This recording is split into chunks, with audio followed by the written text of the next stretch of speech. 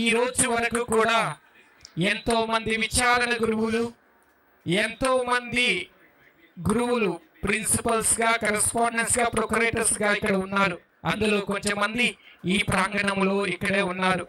వారి ఆదర్శమే ఈ రోజు నన్ను గురువుగా మలచింది. వారి జీవన విధానమే నన్ను ఈ రోజు గురువుగా మలచింది.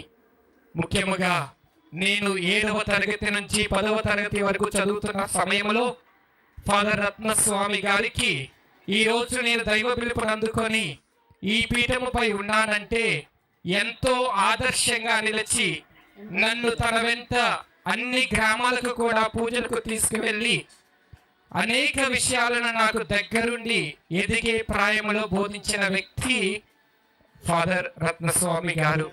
వారికి నేను ఎల్లప్పుడూ కూడా రుణపడి ఉంటాను.